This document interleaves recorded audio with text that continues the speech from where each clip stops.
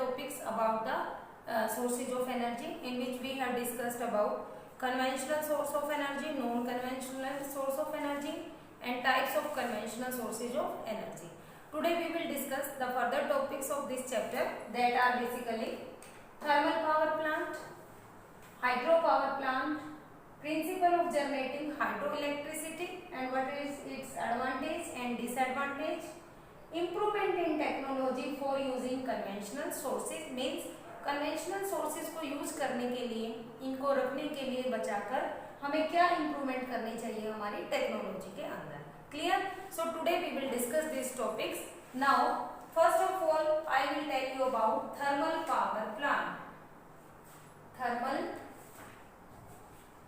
Power plant. Thermal power plant के अंदर students a lot of fossil fuel is burn. काफी सारा fossil fuel burn किया जाता है to produce heat energy and that heat energy is used in generating electricity. देखिए power stations के अंदर बहुत सारे फॉसिल फ्यूल को, सच एज आप कोयल ले सकते हैं, कोयल को हीट करके, कोयल को बर्न करके हीट एनर्जी प्रोड्यूस की जाएगी. Suppose that heat energy is used in heating of water and the steam from that burning water is used further for moving turbine and for generating electricity. Clear students? But these thermal power plant are suitable at the places near the coal fields or we can say oil fields. So these are the applications of thermal power plant कि हम इनको use करके कितनी ज़्यादा energy जो electricity produce कर सकते हैं. And it is easy for the transportation of electricity. Transportation of electricity easy रहता है इन कंपैरिजन टू कि हम कोयल, पेट्रोलियम इन चीजों को ट्रांसफर करें. Clear? Now we will discuss about hydro power plants. Hydro power plants. Students, you are seeing here, this is a pictorial representation of hydro power plants. Means in hydro means here water. Water को use करने के लिए जो power plants हमने establish करे हैं, that are hydro power plant. ये जो हाइड्रो पावर प्लांट हैं ये डिपेंड करते हैं totally on the energy of the water, whether it is kinetic energy or potential energy. As you know, flowing water have kinetic energy and the water stored at a height will have potential energy. We use these energies to move the turbine, and this turbine will move the shaft of the generator, and that particular generator is connected to power lines. So we can say कि जो energy है water की वो हम electricity को generate करने में use कर सकते हैं. देखिए, this is the pictorial representation of hydro power plant. Here we have made up a reservoir. यहाँ पर हमने एक रिजर्वोयर के अंदर पानी को कलेक्ट करके रिवर के ऊपर डैम बनाया है. डैम का क्या यूज है कि water is stored at a particular height, and from that particular height in the construction of dam we can say water is stored, or we can say potential energy of that water is used. But when that water is flowing from a particular height, जब उस water को एक particular height से नीचे गिराया जाएगा, then flowing water will have kinetic energy in it. तो उस flowing water के अंदर kinetic energy होगी. उस kinetic energy से जब हमारा टरबाइन मूव करेगा, shaft of the generator will move and power lines जो हमने वहां से कनेक्ट करवा रखी हैं, means electricity will generate from that power house or from that generator. This is a pictorial representation of hydro power plant. तो देखिए student, hydro power plant का मतलब ही क्या है कि पानी की एनर्जी को, weather it is kinetic energy or potential energy, जब हम उसको इलेक्ट्रिसिटी यूज करवाने में हेल्प कर रहे हैं, उसको इलेक्ट्रिसिटी बनाने के लिए उसको कन्वर्ट कर रहे हैं, पोटेंशियल और काइनेटिक एनर्जी को यूज कर रहे हैं. That is the main funda of hydro power plant. Pause the video. Now we will discuss principle of generating hydroelectricity. What is the major principle of generating hydroelectricity? In this power plant, we are generating hydroelectricity with the use of water. That generator, with the use of water, if a particular type of electricity is generated, then that energy, that electricity is known as hydroelectricity. Now what is the principle of this hydro power plant? Kinetic energy of flowing water is converted into potential energy of stored water because we had made here a dam. आपने जब एक particular height पे dam बनाया है तो वहां पर आपने पानी को कलेक्ट किया है, पानी को स्टोर किया है। मीन्स जो फ्लोइंग वाटर की जो एनर्जी थी, kinetic energy, that has been converted into potential energy behind the dam. इस प्रिंसिपल के ऊपर कौन काम करता है? Hydro power plant. Now what are the advantages and disadvantages of hydro power plant? देखिए स्टूडेंट, जब भी आप हाइड्रो इलेक्ट्रिसिटी को जनरेट करते हैं, there is no environmental pollution. ये इसका सबसे बड़ा एडवांटेज है कि कोई भी एनवायरमेंटल पोल्यूशन वहां पे नहीं होता। Second advantage, water is available at free of cost. ये ज्यादा महंगा नहीं पड़ता क्योंकि वाटर हमें फ्री ऑफ कॉस्ट अवेलेबल हो जाता है। तो जब आप इसकी एनर्जी को यूज कर लें, ये हमारे लिए एफिशिएंट रहता है। Third is water is a renewable source of energy. अगर आप इसको मोर अमाउंट में यूज कर लेंगे तो उसमें भी कोई घबराने वाली बात नहीं है। Water is renewable, it can be renewed. Dam help in controlling floods, और ये भी एक इसकी मेजर एडवांटेजेस है कि जब डैम बना लिए जाते हैं जिन एरिया के अंदर, तो वहां पर पानी को स्टोर करने में हेल्प मिलती है और वो पानी कभी भी फ्लड का रीजन नहीं बनता। Now there are disadvantage also. Hydro electricity जो आपने जनरेट करवाई है, वहां से इसका डिसएडवांटेज भी रहता है। First disadvantage is ecological damage. Students, आपने इकोलॉजिकल बैलेंस के बारे में पढ़ा होगा। वहां पर इकोलॉजिकल डैमेज होता है जिन एरिया के अंदर आपने डैम कंस्ट्रक्ट करके उस पानी को वहां पर स्टोर किया है, तो जो भी हैबिटेट्स उसके अंदर, जो भी प्लांट्स एनिमल्स उसके अंदर सर्वाइव कर रहे थे, उनको काफी डैमेज सामना करना पड़ता है। Second, costly. डैम्स की कंस्ट्रक्शन कॉस्टली होती है। Fertility of soil decreases in downstream area. जिन एरिया के अंदर आपने डैम कंस्ट्रक्ट करना है, उसके डाउनस्ट्रीम एरिया के अंदर सोइल की फर्टिलिटी डिक्रीज हो जाती है। And can be constructed in हिली टेरेस। ये नहीं है कि आप डैम जहां चाहे वहां पर कंस्ट्रक्ट कर सकते हैं, उसके लिए मेनली हिली टेरेस की जरूरत होती है जहां पे आपको डैम को कंस्ट्रक्ट करना पड़ता है। तो these are the advantages and disadvantages of hydro electricity, hydro power plant. Now we will discuss about improvement in technology for using conventional sources. यानी कि जो हमारे कन्वेंशनल सोर्सेज हैं, जो एक लिमिट के बाद खत्म हो जाएंगे, उनको यूज करने के लिए हमें हमारी टेक्नोलॉजी के अंदर सम इम्प्रूवमेंट की नीड है, जिससे वो कुछ टाइम तक हमारे पास अवेलेबल रहेंगे। और अगर हम उसकी वेस्टेज को आपने रोकना है तो there should be a need of improvement of technology. Now we will discuss this कि how we can improvement our technology for using conventional sources of energy.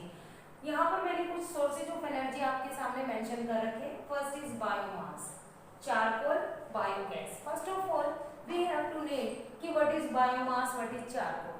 देखिए जो biomass है that is a traditional source of energy.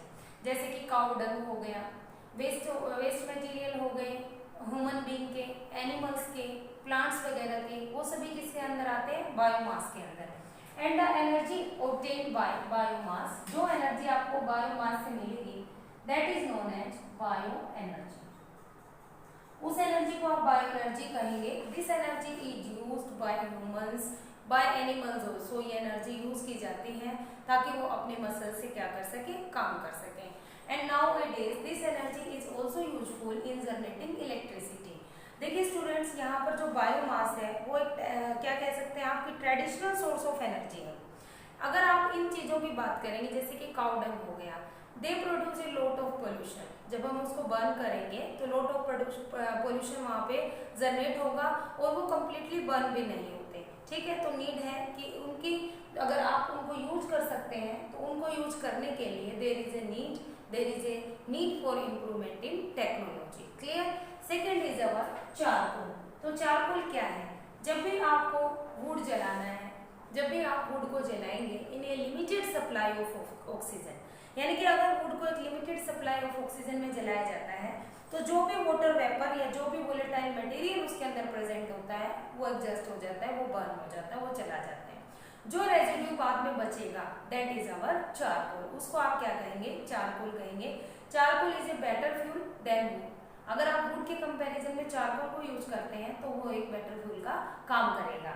यानी कि अगर आप charcoal को burn करने की कोशिश करेंगे तो उसका कैलोरीफिक वैल्यू वुड के कंपैरिजन में ज्यादा होगा, यानी कि वो हमें ज्यादा एनर्जी सप्लाई करेगा। And it will burn without flames. और एक इसका बेनिफिट ये हो जाएगा कि ये विदाउट फ्लेम क्या होगा स्टूडेंट्स? बर्न होगा। Next is biogas.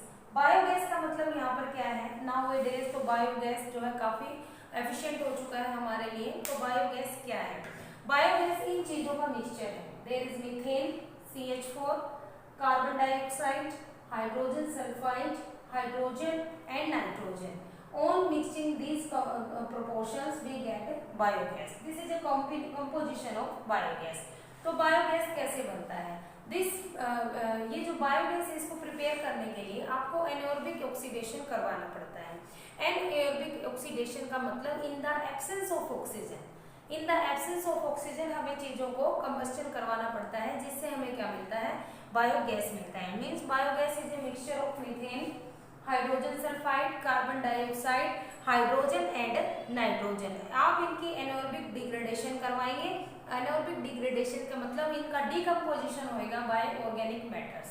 इसके लिए जो प्लांट बनाया जाता है उसको बायोगैस प्लांट कहा जाता है। Many of the field in the villages आपने देखा भी होगा कि बायोगैस प्लांट को एस्टैब्लिश किया जाता है। From there biogas is prepared and nowadays household purposes के लिए, कुकिंग मेथड्स के लिए भी हम बायोगैस का यूज करते हैं। तो now I will discuss about biogas plant की बायोगैस प्लांट के अंदर क्या होता है। पहले मैं आपको ओरली एक्सप्लेन करती हूँ कि बायोगैस प्लांट के अंदर सैलरी को इकट्ठा किया जाता है। What is salary? जो भी वेस्ट मटेरियल निकलता है घरों से, किचन से आप ले सकते हैं, काउ डंग हो गया, ह्यूमन वेस्ट हो गया, प्लांट्स का वेस्ट हो गया, उस सब को इकट्ठा करके उसका पानी के अंदर जो घोल प्रिपेयर किया जाता है उसको हम क्या कहते हैं? सैलरी कहते हैं। उस सैलरी को एक टैंक के अंदर स्टोर किया जाता है, उस सैलरी को एक टैंक के अंदर स्टोर किया जाता है और इस बात का ध्यान रखा जाता है कि ऑक्सीजन की एब्सेंस वहां पे रहे। तो विदाउट ऑक्सीजन जब उसका डिकम्पोजिशन होगा उस वेस्ट मटेरियल का, उसको आप एनारोबिक डिकम्पोजिशन बोलेंगे। एनारोबिक डिकम्पोजिशन की वजह से वहां से क्या निकलेगी? गैसेस जो पास होगी उसको हमने कलेक्ट कर लेना है, that will be our biogas. और जो वेस्ट मटेरियल नीचे रह जाएगा, आपने गैस को कलेक्ट कर लिया, गैस जो है ऊपर की साइड में मिल जाएगा और जो भी वेस्ट मटेरियल नीचे रह जाएगा that can be used as a manure in our fields. तो बायोगैस प्लांट एस्टैब्लिश करना बहुत ही फायदेमंद है, बहुत ही एफिशिएंट है। आजकल गांव-गांव में बायोगैस प्लांट क्या हो चुके हैं? एस्टैब्लिश हो चुके हैं। Now we will discuss about biogas plant diagram. Pause the video.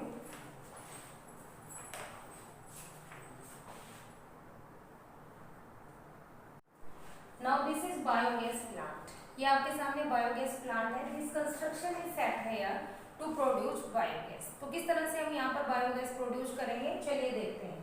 देखिए student, this is the inlet chamber. इस चैम्बर को आप इनलेट चैम्बर बोलेंगे, जहां से आपने एंट्री करवानी है सैलरी की।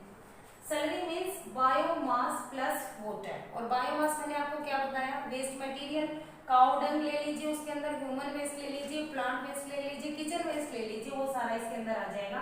प्लस वाटर करके आपने इस टैंक के अंदर उसको ट्रांसफर करवा देना है। जो ये इनलेट चैम्बर है दैट विल डिसाइड कि एक पर्टिकुलर अमाउंट और एक कंटिन्यू फ्लो उस सैलरी का यहाँ नीचे आना चाहिए। आपने सैलरी यहाँ पर फिक्स कर दी। इस मिक्सिंग टैंक के अंदर हम सैलरी को मिक्स करते जाएंगे इन चीजों के साथ। सैलरी तैयार हो जाएगी यहाँ पे। This is mixing tank. यहाँ से इनलेट चैम्बर जो कि डाइजेस्टर के साथ कनेक्ट है। डाइजेस्टर का मीन्स कि यहाँ वो सारा का सारा सिस्टम स्टोर रहेगा। क्लियर? यहाँ इसके ऊपर सोयल की कवरिंग कर रखी है। गैस टैंक के अंदर क्या होगा? गैस टैंकर को डाइजेस्ट, ये जो शेप दी गई है इसके ऊपर हमें क्या मिलेगा? गैस इकट्ठी हुई मिलेगी, यानी कि सैलरी यहाँ पे आ जाएगी। कुछ दिनों का टाइम लगेगा उसको कि जिससे उसके अंदर क्या बननी शुरू हो जाएगी? गैस। इस चैम्बर के लिए गैस आउटलेट यहाँ पे फिट कर रखा है। जब तक इसको क्लोज रखेंगे आपकी गैस बाहर नहीं निकलेगी यहाँ से, जो बनी हुई बायोगैस है। और आपने क्या करना है? इसको क्लोज रखना है फ्यू डेज के लिए। जब आपको लगे कि बायोगैस यहाँ पर प्रिपेयर हो गया है तो यहाँ से इसको ओपन करके हम गैस को कलेक्ट कर लेंगे। नाउ स्टूडेंट, जो वेस्ट मटेरियल यहाँ पर हमारे पास बचेगा वो that will act like a manure. उसको हम मैन्योर या फर्टिलाइजर की फॉर्म में खेतों के अंदर आउटलेट के थ्रू उसको बाहर निकालेंगे और फील्ड्स के अंदर उसको फर्टिलाइजर और मैन्योर की फॉर्म में यूज कर लेंगे। So this digester tank, this biogas plant is very important, very useful, very efficient nowadays. तो इसकी जो मेजर एडवांटेजेस हैं वो क्या रहती हैं कि ये जो गैस यहाँ से बनेगी this burn without A smoke, ये बिना स्मोक के बर्न होती है।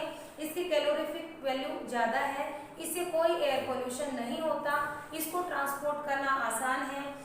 जो इसके अंदर साथ में गैसेस निकलती हैं green house gas like CO2, जो इसके साथ जो गैसेस निकलती हैं, जैसे कि ये किस किस का कॉम्बिनेशन मैंने आपको बताया, मीथेन, हाइड्रोजन सल्फाइड, नाइट्रोजन, ये सभी क्या करती हैं, इसकी कैलोरीफिक वैल्यू को बढ़ाने में इसकी हेल्प करती है। So we can say that it is a clean fuel also. तो ये बायोगैसेज के यूज है स्टूडेंट्स, जिनको इंजन और पंपिंग सेट जो कि खेतों के अंदर यूज किया जाता है उसको रन करने में भी यूज किया जाता है। तो these are the uses of biogas plant. Pause the video.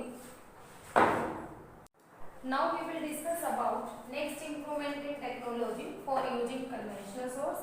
जैसे कि स्टूडेंट्स आपके सामने this is a pictorial representation of wind mill. यहाँ पर विंड मिल बनाई गई है जो ब्लोइंग विंड की एनर्जी को मींस काइनेटिक एनर्जी को यूज करवाएगा और क्या होगा, उससे शाफ्ट रोटेट होगा। शाफ्ट के रोटेट होने से स्मॉल इलेक्ट्रिक जनरेटर मूव करेगा और स्मॉल इलेक्ट्रिक जनरेटर के चलने से हम क्या प्रोड्यूस करवा लेंगे, electricity. So this is a simple arrangement of windmill. Windmill farm जगह जगह पर है, लेकिन इनको एस्टैब्लिश करने के लिए कम से कम आपको जो विंड की स्पीड चाहिए दैट शुड बी 45000 मेगावाट। कम से कम इतना जो है विंड का पोटेंशियल आपको, the wind power potential of India, India के अंदर जो विंड पावर पोटेंशियल एस्टिमेट करवाया गया है वो आज तक इतना है। Clear student? Windmill farm से जो इंडिया के अंदर पावर पोटेंशियल एज्यूम किया गया है, जो निकाला गया है, वो हमारे पास 45000 मेगावाट का एस्टैब्लिश किया गया है। बेसिकली ये जो है लार्ज विंड एनर्जी फॉर्म जो एस्टैब्लिश किए गए हैं these are mainly in Kanyakumari, Tamil Nadu, जो और हम जो जनरेट कर सकते हैं इलेक्ट्रिसिटी यहाँ से दैट इज 380 मेगावाट। अगर आप इस विंड एनर्जी फॉर्म का पोटेंशियल एज्यूम करें, power potential that is this, और जितना आपने वहां से इलेक्ट्रिसिटी जनरेट करवाई है दैट इज 380 मेगावाट। इंडिया के अंदर कन्याकुमारी जो कि तमिलनाडु में है वहां पर विंड मिल फॉर्म को क्या किया गया है, एस्टैब्लिश किया गया है। तो देखिए ये जो विंड मिल फार्म है केवल विंड की काइनेटिक एनर्जी को यूज कर रहा है अपने ब्लेड्स को मूव करवाने के लिए। That shaft will rotate and generator will produce electricity. So इसके लिए क्या है कि चलते हुए विंड की यानी कि ब्लोइंग विंड की हमें जरूरत पड़ती है, but these can be established only that particular area where wind flows regularly or wind flows at a speed of 15 km per hour, and you know this is a very large speed. अगर wind की speed इतनी है तो उन्हीं area के अंदर wind mill farm को क्या किया जाता है, एस्टैब्लिश किया जाता है। ये किसकी लिमिटेशन है। Then the advantage of windmill farm is that ये एनवायरमेंटल फ्रेंडली है, बिना एनवायरमेंटल को पोल्यूट किए हुए हम क्या जनरेट कर रहे हैं, इलेक्ट्रिसिटी। विंड है, एक्सपेंसिव नहीं है, फ्री ऑफ कॉस्ट यहाँ पे आप इलेक्ट्रिसिटी जनरेट कर रहे हैं। लेकिन इसका जो मेजर डिसएडवांटेज रहेगा, द फर्स्ट इज दैट कि जिन एरिया के अंदर 15 किलोमीटर पर आवर की स्पीड से आपकी विंड चल रही है उन्हीं एरिया के अंदर इसको एस्टैब्लिश किया जाता है। विंड मिल फार्म को एस्टैब्लिश करने के लिए एक लार्ज अमाउंट ऑफ एरिया हमें चाहिए, जिससे जो वो एरिया है उसकी फर्टिलिटी को काफी नुकसान पहुंचता है और उन एरिया के अंदर हम अपनी जो क्रॉपिंग वगैरह है वो नहीं कर पाते। तो this is the disadvantage of windmill farm and these are the advantages of windmill farm. So students, we have discussed today thermal power plant, hydro power plant, principle of generating hydroelectricity, advantages and disadvantages of this. Now, and the last topic that we have discussed today is improvement in technology for using conventional sources. यानी कि अगर आपको इन चीजों को use करना है तो आपको कुछ ना कुछ अपनी टेक्नोलॉजी में इम्प्रूवमेंट करना पड़ेगा। Beside that we have discussed about biomass, जिससे जो एनर्जी मिलेगी उसको बायो एनर्जी कहेंगे, चारकोल, बायोगैस की प्रोडक्शन एंड लास्ट में हमने विंड मिल फॉर्म को एस्टैब्लिश करके इसका एडवांटेज और डिसएडवांटेज ऑब्जर्व कर लिया। Till here conventional source of energy का जो हमारा टॉपिक था वो यहाँ पर खत्म हो जाता है। In the next video we will discuss about non conventional sources of energy. Till then ये आप इसको अच्छे से समझिए, इसको बार बार अपना कोशिश कीजिए कि ये चीजें आपके माइंड में स्टोर हो जाएं। फिर भी अगर आपको कोई भी डिफिकल्टी आती है तो you can ask me on my WhatsApp number. Till then stay safe, stay home.